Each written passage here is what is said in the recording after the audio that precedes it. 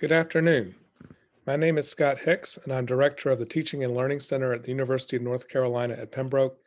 And with Dr. Laurel Malone of NCCU's Office of Faculty Development, I'd like to welcome you to today's session, Culturally Responsive Perceptions and Practices of Instructors at a Minority Serving Institution, a Mixed Method Study. In this presentation, Dr. Jeffrey Warren of NCCU and Dr. Camille Goins, Dr. Leslie Locklear, Dr. Tiffany Locklear, Dr. Dana Unger, Dr. Gerald Neal, Dr. Claudia Nickolson, and Dr. Gretchen Robinson will present the findings of their published study in the Journal of Effective Teaching in Higher Education of culturally responsive perceptions and practices of instructors at a public, minority-serving institution located in southeastern North Carolina. The researchers find that race or ethnicity and deficit ideology were predictive of instructor-student relationships and effectively communicating expectations, and that faculty minimize the role they play in promoting student success. Based on their findings, the authors suggest that universities develop strategic plans to address inequitable policies and practices, and they emphasize that instructors must challenge beliefs that are detrimental to culturally responsive instruction, particularly at minority-serving institutions. To our presenters, thank you for joining us today, and the floor is yours. Good morning. This is Camille Goins. I serve as the chair of the committee, and I am happy to be here with you this afternoon to speak on our research and also the professional development opportunities that we hope to offer to faculty going forward.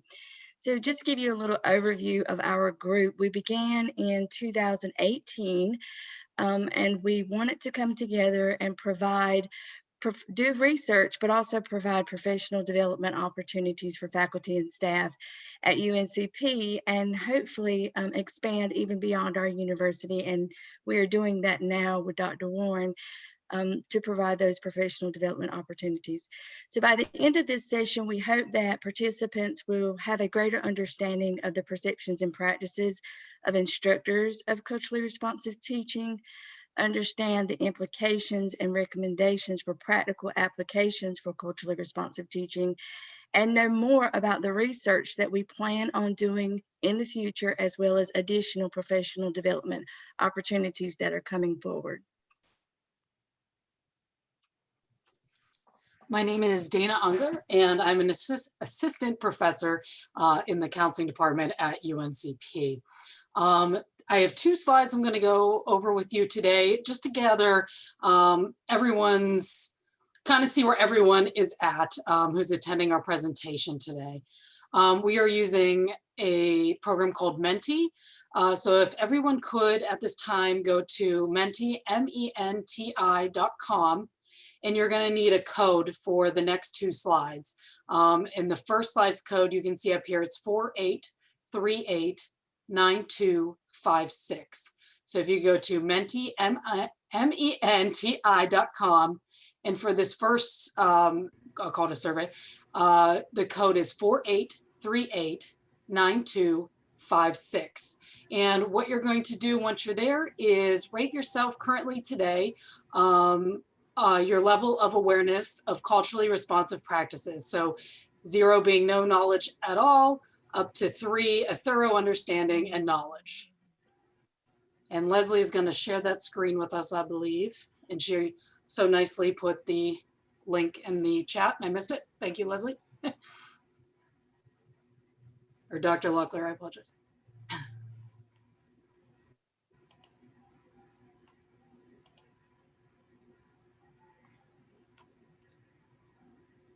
Give you another minute for everyone to log in. I know it might take a minute. Again, there's a link from Dr. Locklear in the chat.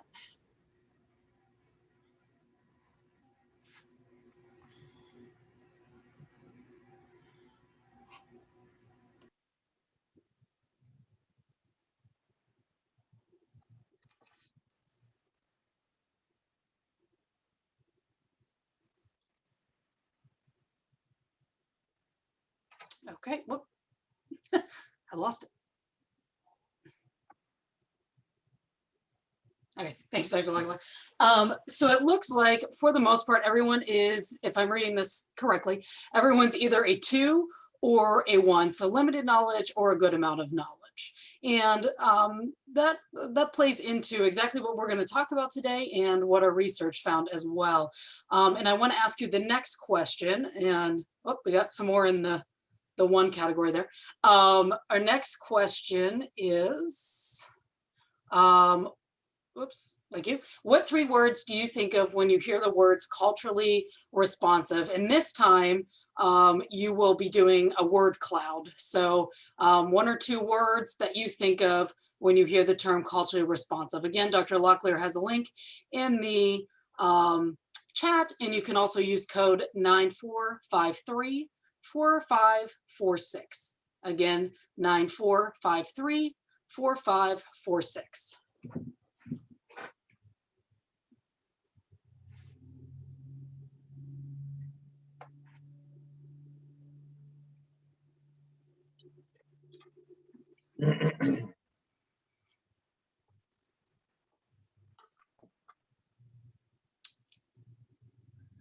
And I'll give you all a minute to throw some words in there.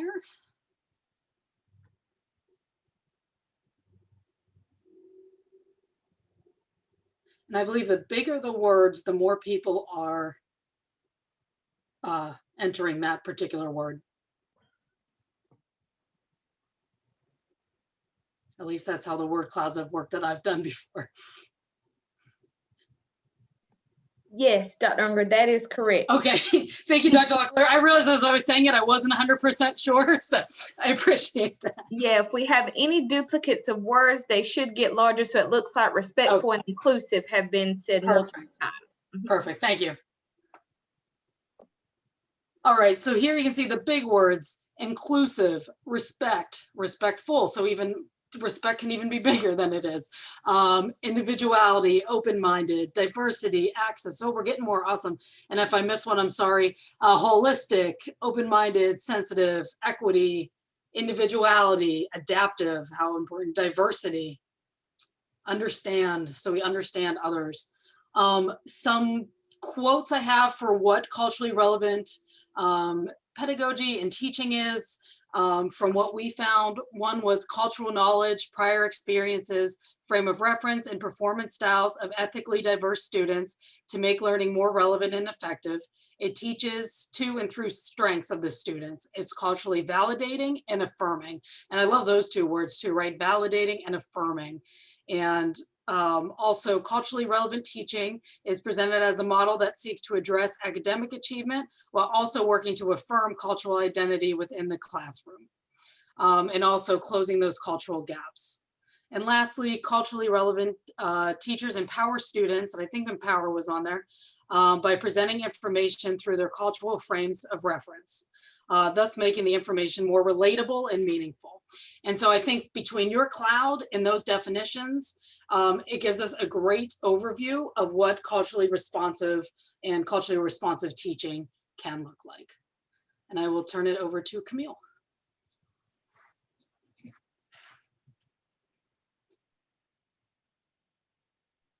Thank you, Dr. Unger. I was trying to unmute my microphone. I apologize. So just to give you a little background of UNCP and our demographics, we are one of the most diverse institutions in the UNC system. However, our faculty is not as diverse. So when we developed this committee or this group, we wanted to help our faculty understand the cultures of our students so that they can do, as you just said, be able to provide a culturally responsive teaching and learning environment for our students and build those relationships.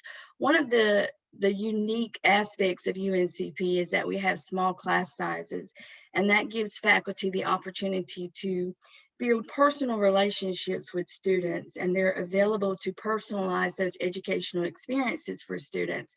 So being able to provide these professional learning opportunities for faculty is something that we value and are excited about being able to do, and also conduct this research to learn more about their needs and how they want to help the students. So that is the whole goal of our research and professional development, is that we want to assist the faculty in strengthening those relationships so that we can increase retention and increase our recruitment at UNCP.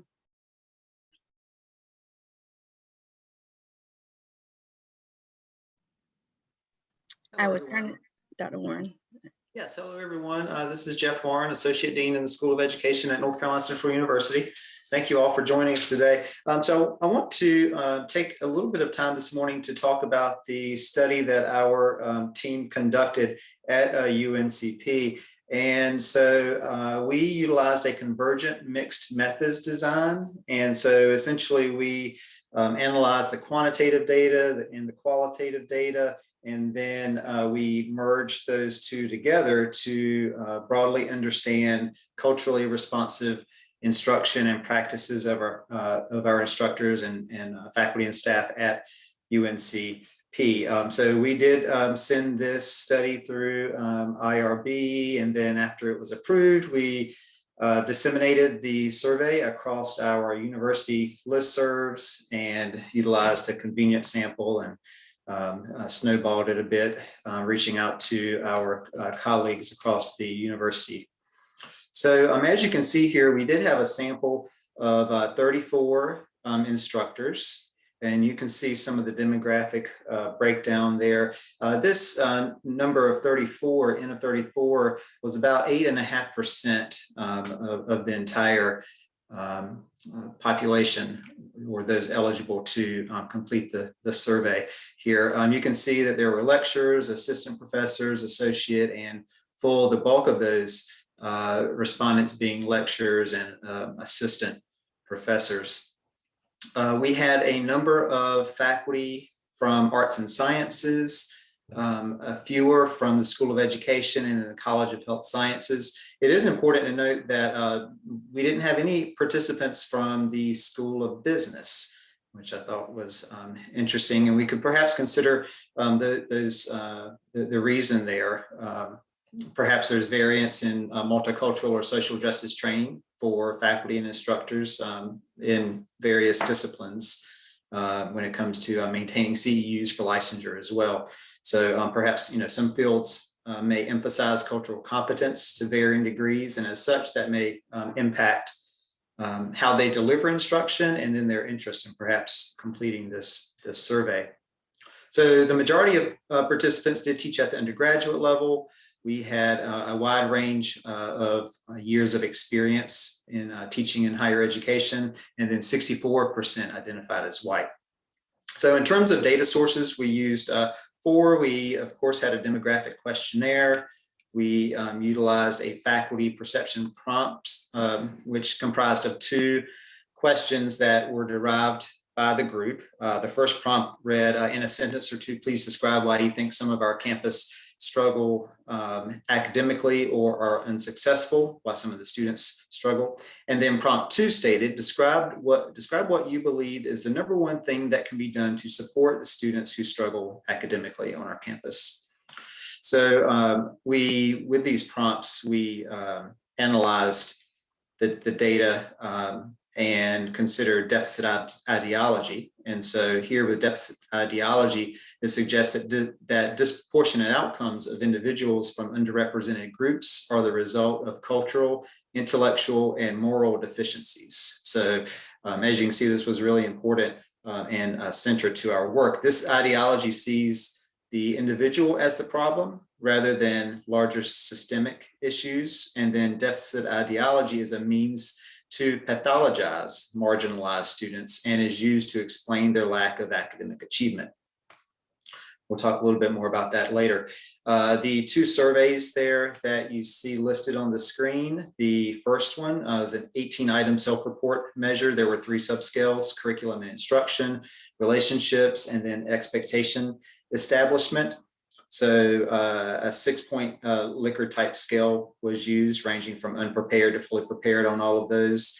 And scores ranged from 18, which would be a minimum, to a maximum of 108. And then for internal consistency for this study in particular, it was a 0.93. And the alpha coefficients were strong for all 3 subscales, ranging from 0.89 to 0.83. The last survey there is a 34-item self-report measure of cultural responsiveness. And that was utilized a 5-point Likert type scale from never being 1 to 5, always. And a sample item, I use surveys to find out about my students' classroom preferences. Full scale score range from 34 to 170, with the higher score representing culturally responsive instruction.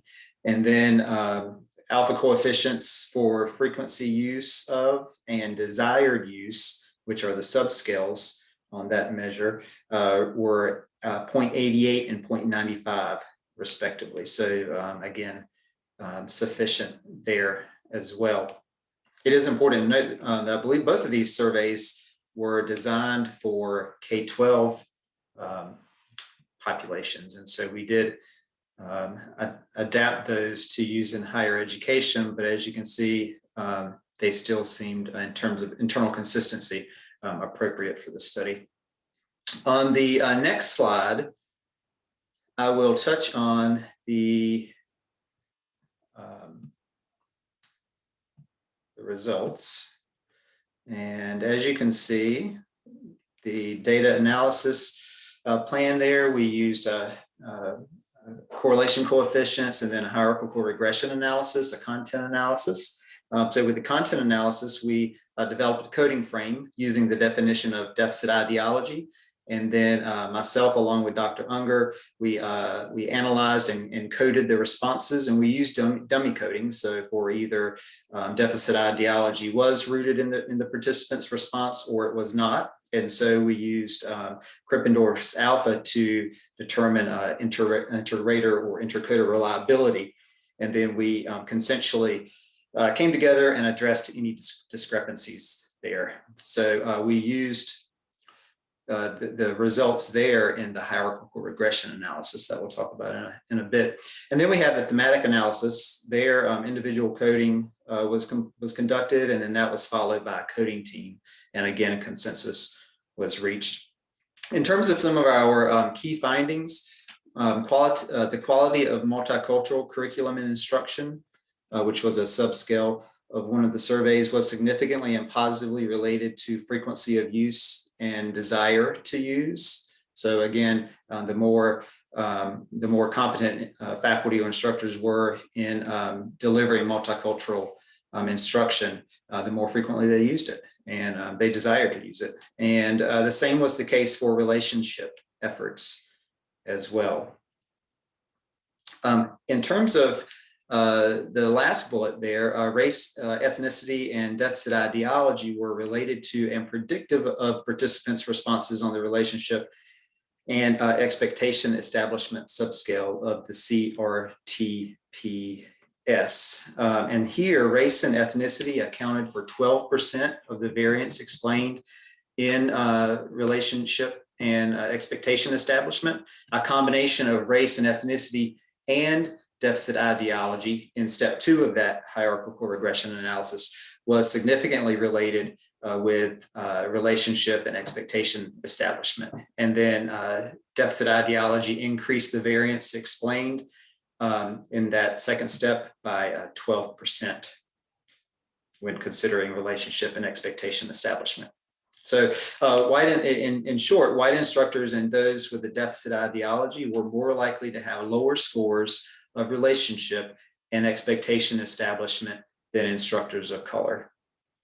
So furthermore, when we consider the thematic analysis, and integration of the findings of this study appeared to position university instructors in a bit of a quagmire. Participants indicated that they would like to deliver more culturally responsive instruction, yet findings indicated that they believe an expansion of academic advising was the key to student success. So additionally, results suggested that participants have difficulty relating to and communicating expectations with students, perhaps due to their privileged positions and the deficit ideology that they maintain. So these conclusions were supported by the findings that suggested participants believe students are incompetent and don't have, or rather don't value education. Instructors appeared to lack flexibility and the willingness to meet students' needs, and therefore they placed responsibility elsewhere. Also, these findings suggest grave instructional barriers perhaps exist that translate into educational and social injustices, perhaps keeping those in privileged positions in power.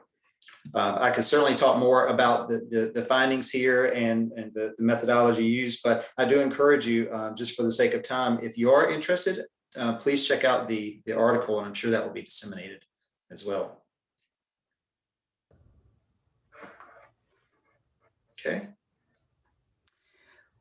Hi, this is Tiffany Locklear, and to support our findings, we offer some recommendations. Ongoing professional development is central to a strategic plan emphasizing culturally responsive instruction.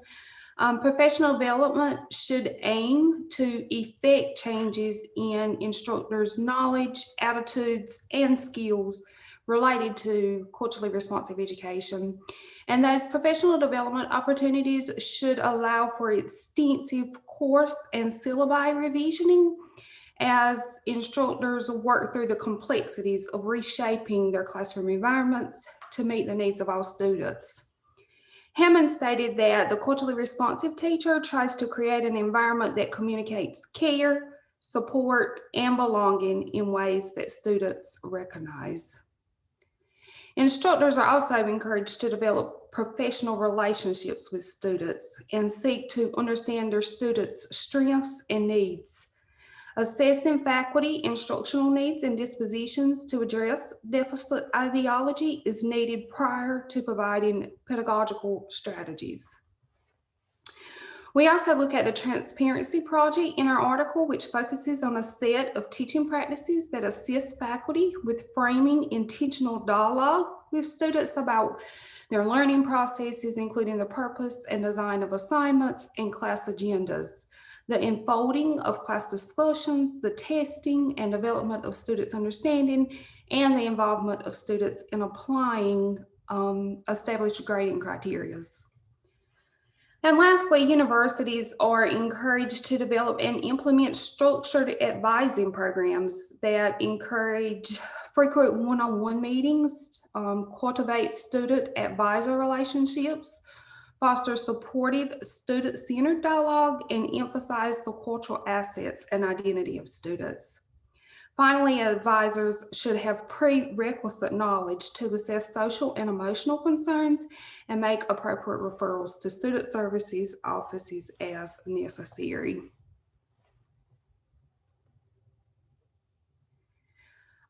When we begin to think about culturally responsive teaching and learning, we really encourage participants not to isolate their perspective or lens to only race. Here we see the rings of culture that Holly offers. Being responsive to students includes gender, culture, orientation, socioeconomic status, and age.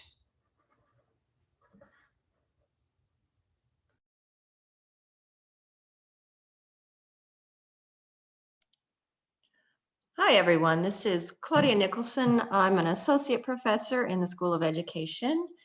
And moving into this slide, we're going to start thinking about some of the ways that there can actually be a cultural clash in a classroom.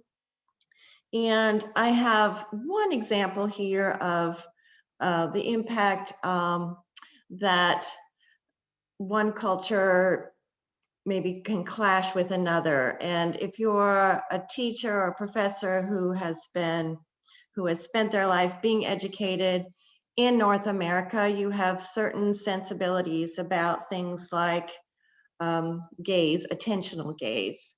And I have a couple of questions here that I will invite participants to unmute and maybe give a response to. But the scenario that might cause tension in a classroom is this idea of a student or students not making eye contact when the teacher or professor is talking in class.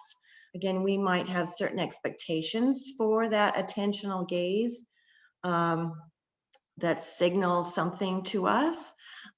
So here I would like to pause and just have you imagine this kind of scenario and what feelings might be elicited on the part of the teacher And then just to expand on that, what might be some underlying values that are reflected in your own cultural background that may give rise to those feelings. So I will invite anyone who wants to just give a response to unmute and add something.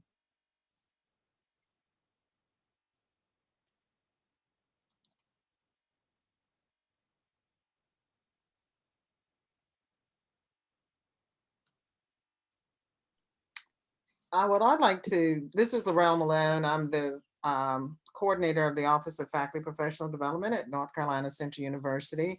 And culturally speaking, not making eye contact can be a sign of respect. Because faculty or teachers or instructors are held in high regard in some cultures. And, you know, we will look at, say to someone, especially kids in the K-12 setting, where we're a little bit more authoritative, and we'll say, look at me when I'm talking to you. Yep. But it's not, so to us, looking at me when I talk to you may be a sign of respect, but in some cultures, not looking at you directly is a sign of respect. Exactly. And the next slide is going to hit on that. Specifically that point. Can we go back to the other one quick? Camille, can we go back? No, there we go. Perfect, thank you. So yeah, thank you so much for sharing that, because that actually, I was doing some research associated with this idea of the attentional gaze and found a study of Canadian and Japanese students where they were looking at the role of cultural and social factors in individuals' eye gaze displays. And during the process of, they gave the students something to think about, and then they observed what their eye gaze behavior was. And for the Canadian students, when they knew they were being observed, they were gazing upwards during this, like this idea that they were thinking. When they were not being observed, they were gazing downwards. The Japanese students, in both situations, both being observed and not being observed, their gaze was downward. But, you know, thinking about how we typically expect students to be sort of gazing upwards when they're thinking. So there's a variety of things that are related to this attentional gaze. The thing that you pointed out that is most likely to happen in a classroom is that idea of teachers saying, look at me when I'm talking to you. And if students are not looking at you, what kind of assumptions get made? I'll let someone else answer that.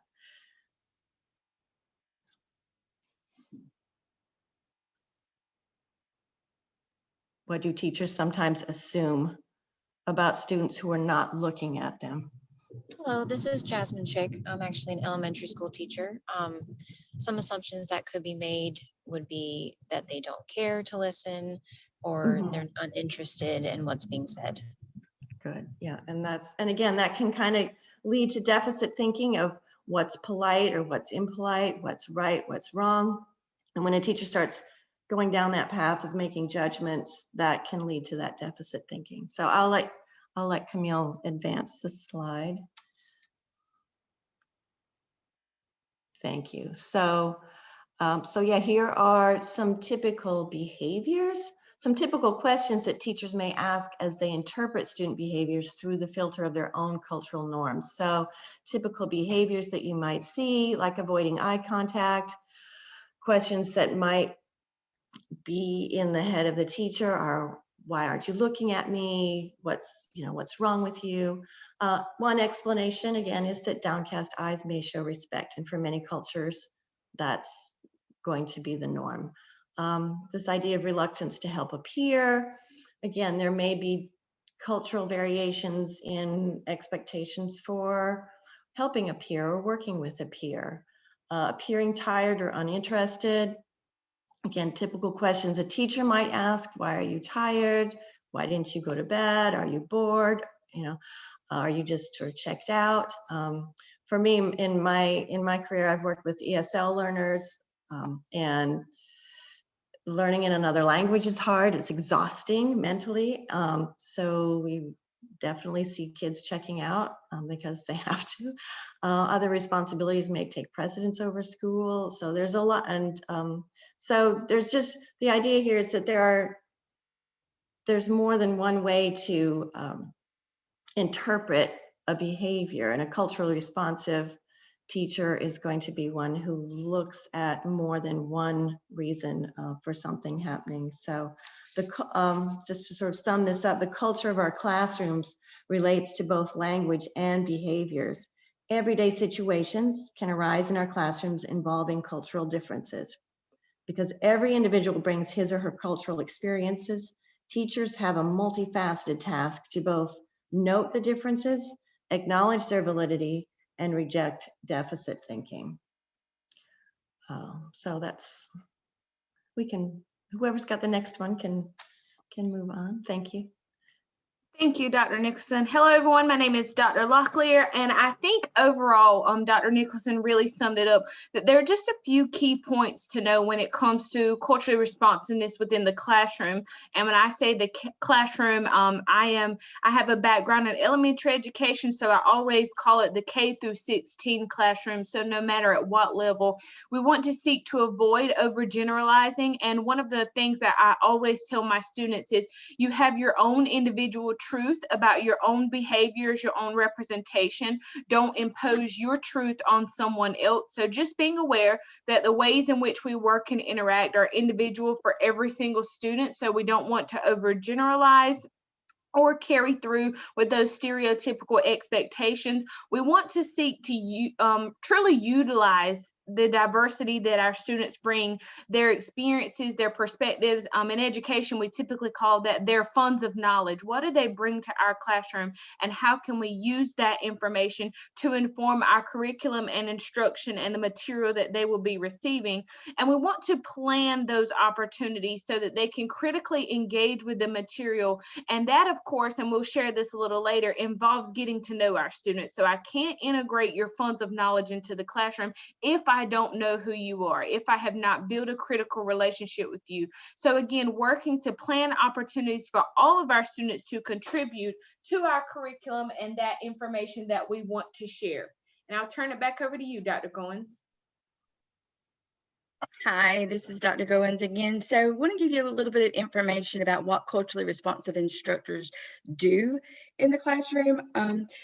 So teachers do many things for teaching in a culturally responsive method. Hammond noted that all instruction is culturally responsive. The question is, to whose culture is being responded to? So we ask that teachers start by defining what culturally responsive practice is and what that looks like in your current context. Identify what supports, preparation, and training would be helpful to you to enact those practices in the classroom. What do you already know about students, as Dr. Locklear was saying, understanding the funds of knowledge, what they bring to your classroom. So what do you know about your students, and how can you adapt your instructional practices to those that are represented within your classroom? So creating a classroom environment that represents and respects all students. Communicate clear and high expectations for everyone. So we noticed that deficit ideology in noting that students possibly don't care, or maybe they were incompetent when it comes to education. And I would have to disagree with that, because everyone comes with their unique talents, gifts, and strengths. And understanding that and recognizing that, we're able to build on that and help them be successful.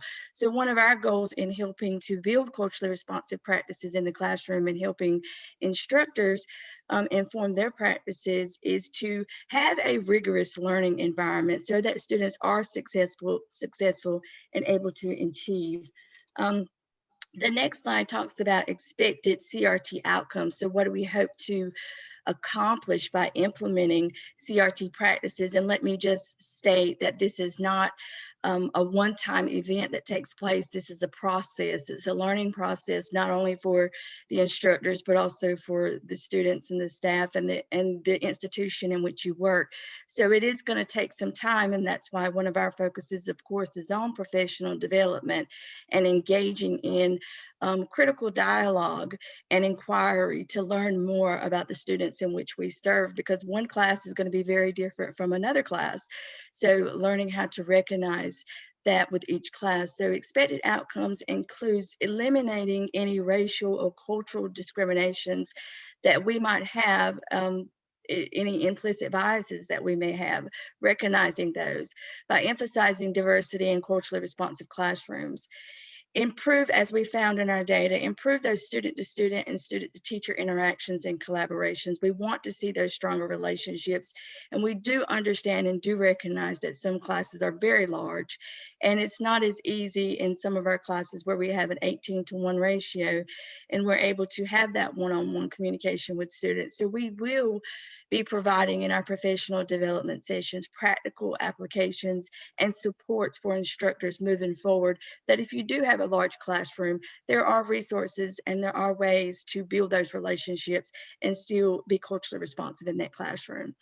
Enhance meaningful and personalized learning.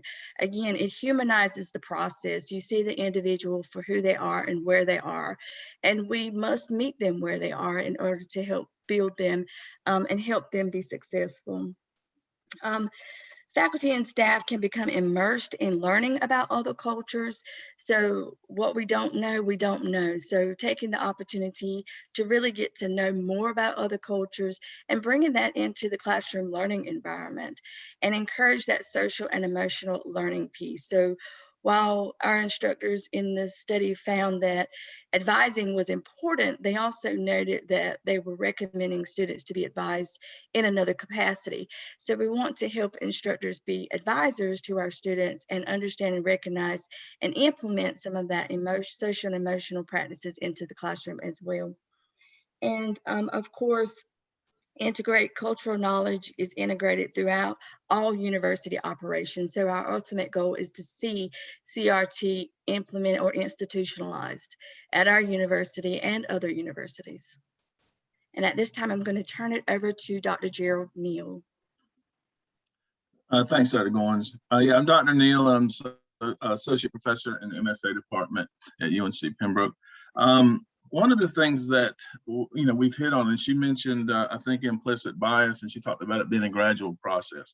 And these are things that we probably can't emphasize enough, but part of that process is an introspective, look into your own dispositions and hidden biases and things of that nature that can lead toward implicit bias and things of that nature. So we're trying to take these unconscious feelings, these unconscious attitudes that basically are a result, a culmination of all of our experiences in life. We all have them, and we want to expose them and challenge them and question them, and not simply live by the untruth, the falseness of the belief that you have in them. So for example, these can lead to microaggressive comments, insensitivities, things that you're not aware that's going on as an instructor. A process of reflection, as you can see, this document makes the mainly an introspective process of reflection, makes the instructor aware of these attitudes, and is an important aspect of developing cultural competence. And that's what, as we talk about a gradual process, that's exactly what we're doing as instructors by facilitating, culture responsive classrooms and getting to know our students better. We also need to get to know ourselves a little bit better as well. And this is an instrument that you could use to do a reflective process. Thank you. Hi, this is Jeff Warren again. Related to the self-assessment that Dr. Neal presented, I think this is another tool that can be used as well, given the fact that there are discrepancies between race and ethnicity of faculty and students. It is important to consider how we as faculty, especially white faculty, can become more culturally competent and better understand the students that we are serving. So this figure here was developed by Ibrahim Kendi, formerly of American University. I believe he's now with Boston University. This is focused on becoming anti-racist. However, I do think that it can also be applied to becoming a culturally competent instructor and culturally responsive teaching practices. So it is critical that instructors do not strive to just simply remain comfortable or avoid hard questions, as you may see they're listed in the fear zone, or just try to act culturally competent in the classroom. Yet we do want to attempt to transform our beliefs and attitudes, embrace diversity, multiculturalism, and social justice. The former appears to be a bit disingenuine, just attempting to act culturally competent, for example, in instructional delivery, and further exacerbates the problem.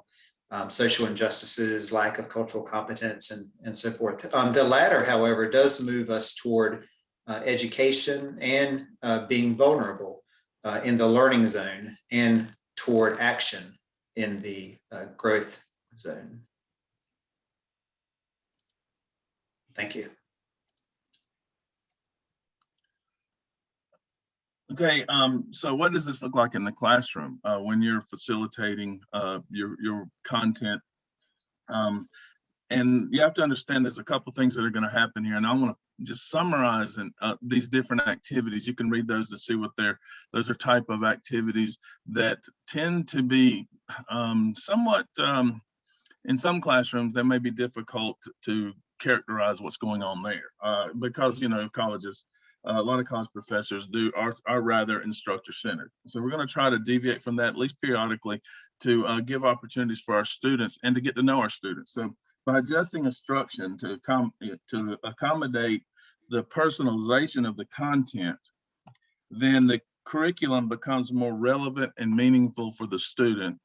And of course, and as the professor or the instructor, you have the opportunity to learn more about your students, and I think it's a two-way street. So you're looking at the introspective process that you're going through that I mentioned earlier, and developing cultural competence, and then you're actually interacting with the students. They, on the other hand, are personalizing the curriculum so that it has more meaning and relevance to their personal situations. And so if you'll look at a few of those, you can sort of get the idea. All of those involve the student contributing from their perspective or their point of view and sharing who they are into the structure of the classroom. Thank you. And again, I know we've shared quite a few instances of practical applications, but again, bringing in those funds of knowledge and what our students already bring to our classroom and acknowledging that. So identifying all of their assets, what are the assets that they bring to the curriculum and to the content that we can then build on. I think one thing that this really encourages us to do is that every single semester, our teaching has to be different, because we have different students that we want to cater to, identify those assets with. And a big part of that and learning about those assets is building that supportive classroom environment and building on those relationships. Again, we do acknowledge that this is very difficult in those large classrooms, but to the extent that you can, working to build those relationships with students in order to learn who they are and what they bring, and looking for ways to increase and represent them in that curriculum. How can we diversify the content that they receive? How can we diversify who we discuss in the classroom and in what ways we discuss different groups of people, and encouraging that diversity? And of course, thinking about the community and what the community around our institution offers, what it has to bring, and how can we continue to engage that outside community as well and integrate it into our classroom.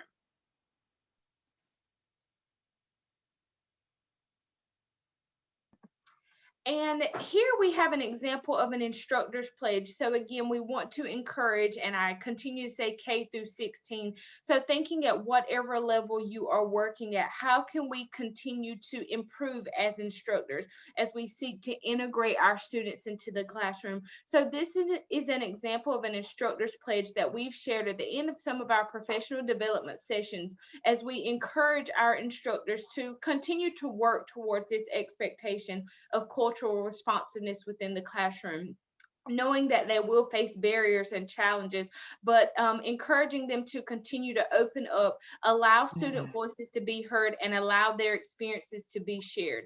So in what ways can you as an instructor, as an educator, work to pledge towards cultural responsiveness, seeking out additional professional development opportunities, seeking to build relationships with your students, and continuing to learn? The next activity that we are going to do, I'm going to ask you to share based on what you've heard about cultural responsiveness. I want to do a quick activity called Rosebud Thorn. And so when you're thinking about cultural responsive teaching and anything that we've shared today, I want you to think about a rose, something positive or worthy of celebration, or even something that you're doing in your own classroom. I want you to think of a bud, something that maybe you're looking forward to or something you're planning in the future.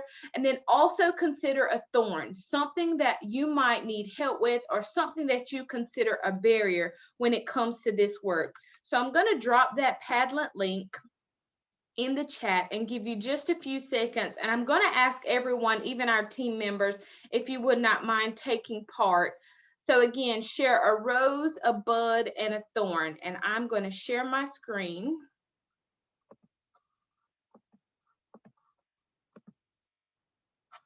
And once you get to that Padlet, if you just click the plus sign, it should allow you to add your rosebud thorn.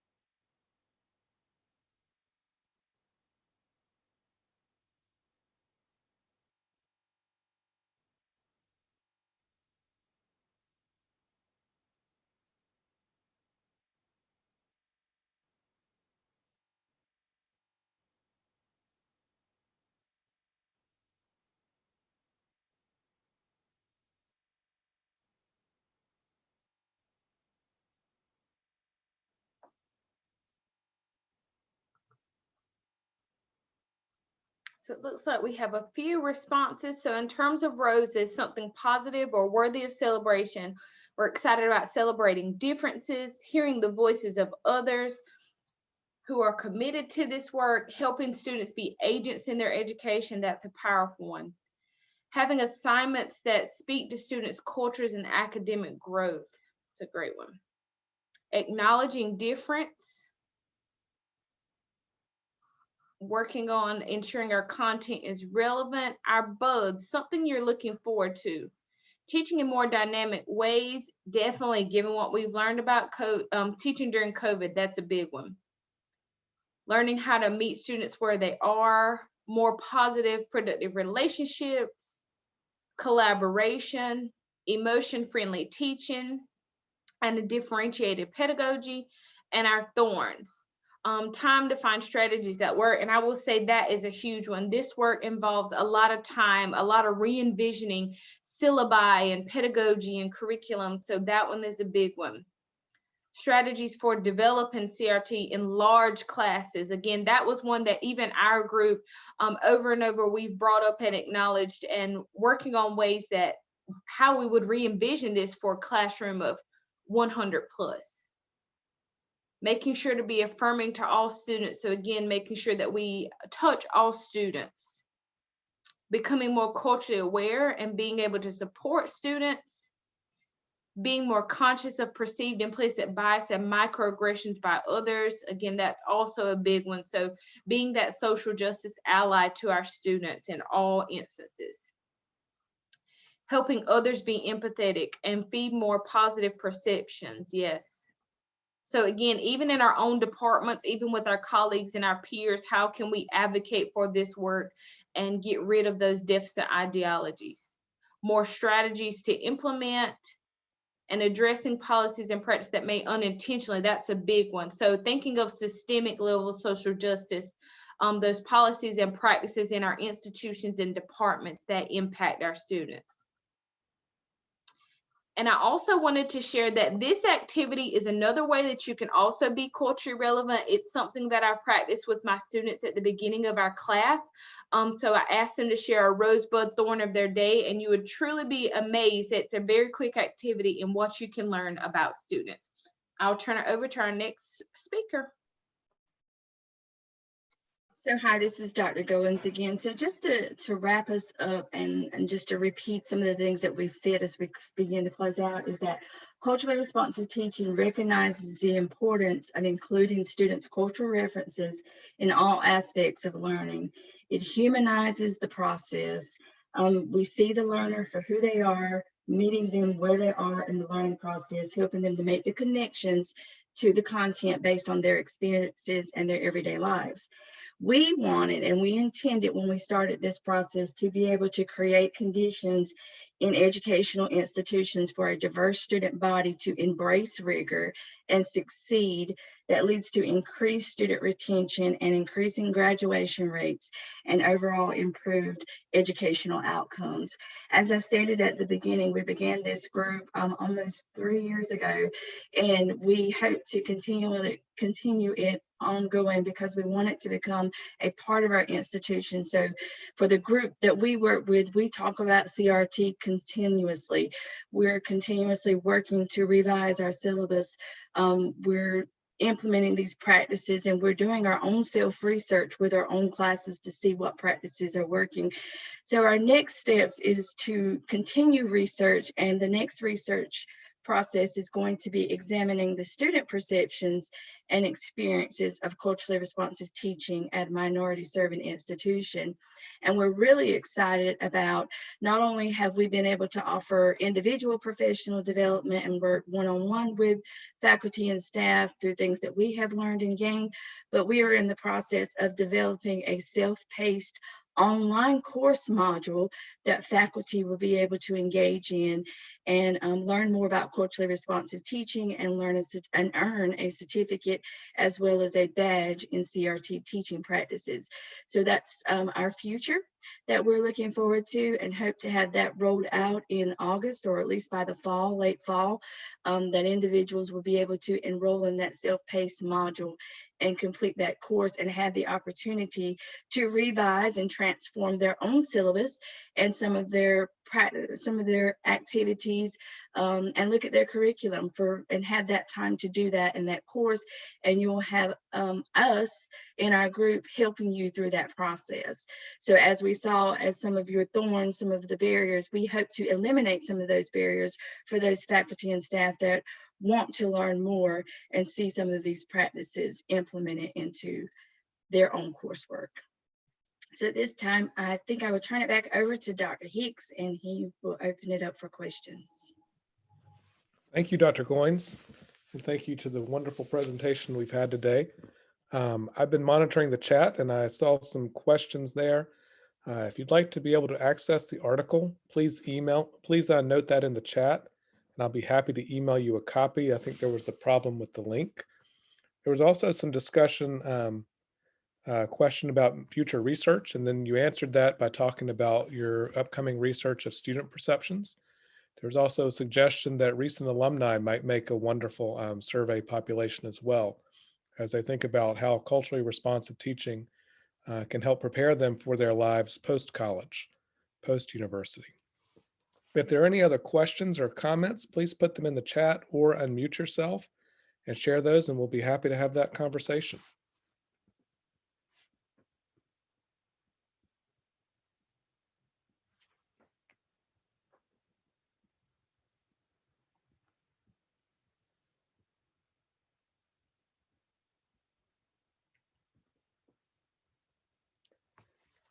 Given that we're not hearing any questions at this time, I do want to thank everyone for joining us today.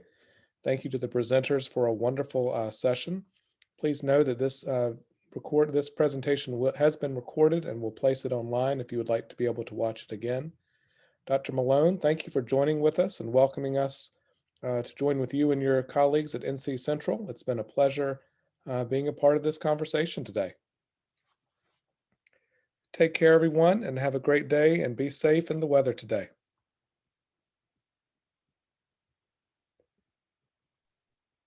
Thank you, Dr. Hicks. Thank you.